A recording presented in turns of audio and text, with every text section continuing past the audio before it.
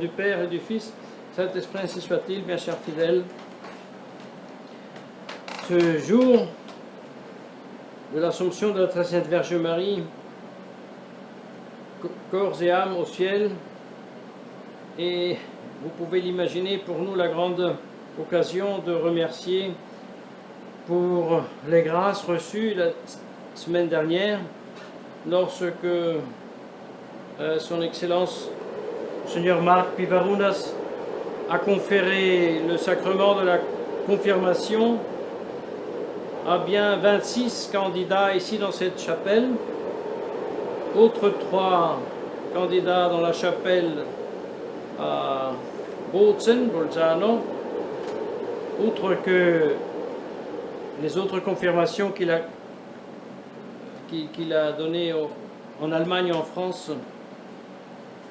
Eh bien, voilà la journée pour remercier la divine providence, voilà la journée pour réfléchir un instant sur ce grand sacrement, non pas dans la mesure que nous l'avions fait le dimanche auparavant, mais dans la mesure où nous reconnaissons que si nous voulons résister, si nous voulons refuser de sacrifier aux idoles.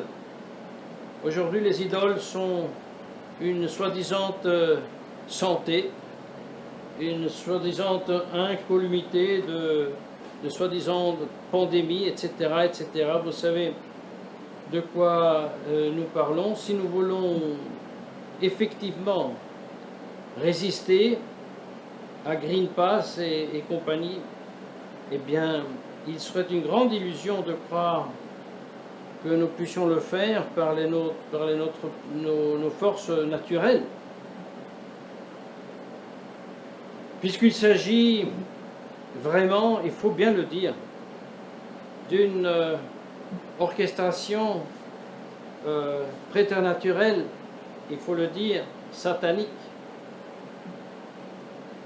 Là, il s'agit d'un mouvement qui a ses racines dans l'enfer, et qui sous les apparences de bien, qui sous les apparences de salut, santé, bien-être, eh bien, sacrifie à Moloch, sacrifie aux démons de la mort, et incite les citoyens, incite les baptisés à se auto-lésionner.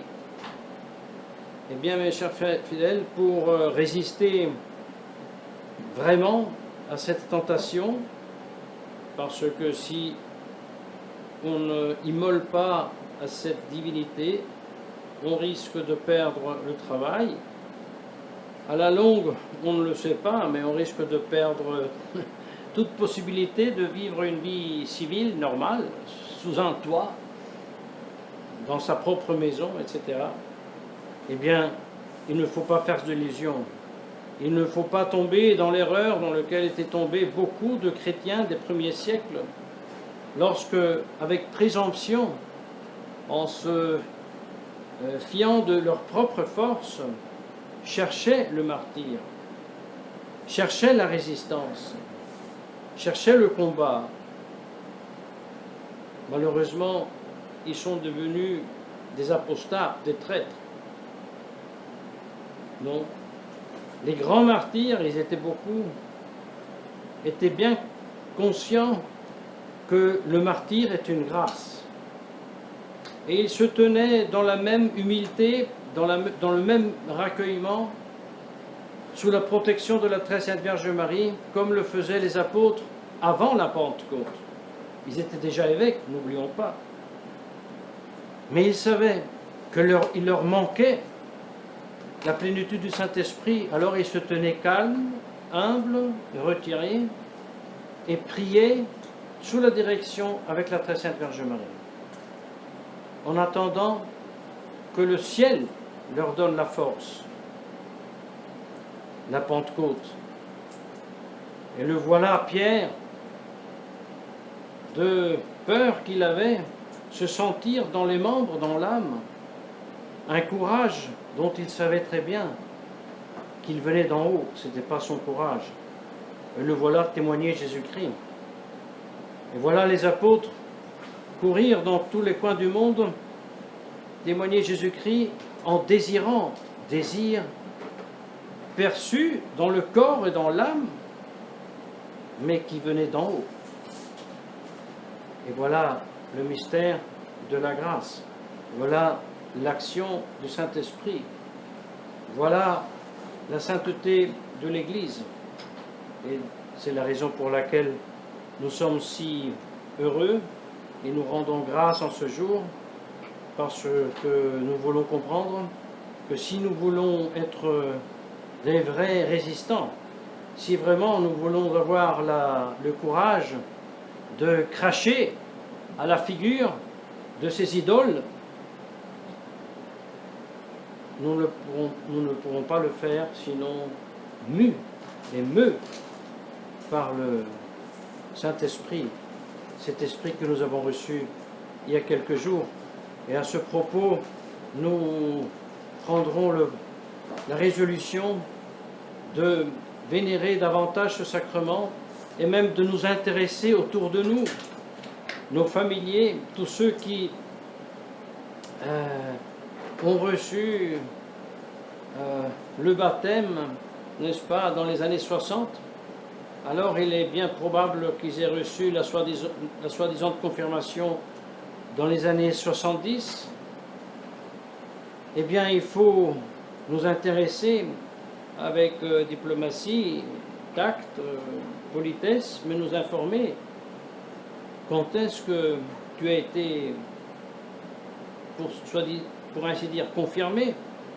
Et lorsqu'on nous répondra en 68, en 69, en 70, en 71 ou alors après, eh bien il va falloir expliquer avec les bonnes et dues manières, mais que pour une raison ou l'autre, soit que le ministre n'avait pas la prêtrise, ou soit le ministre était même et peut-être encore un évêque validement consacré sous Pie XII.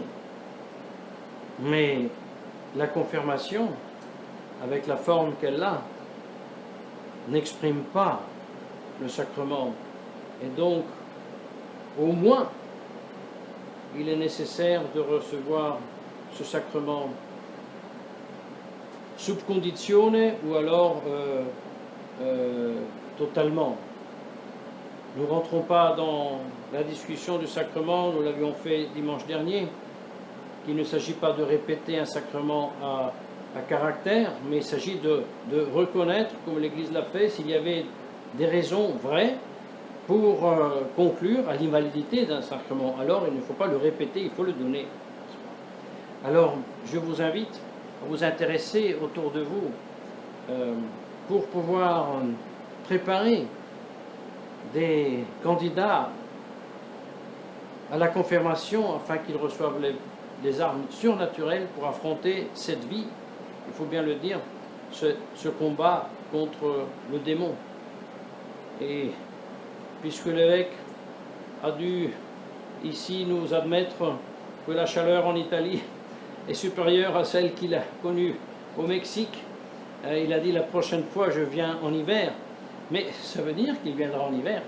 Alors préparons-nous à l'accueillir, que ce soit en Italie, en Allemagne, en France, pour lui présenter un grand nombre de candidats à être renforcés par le Saint-Esprit.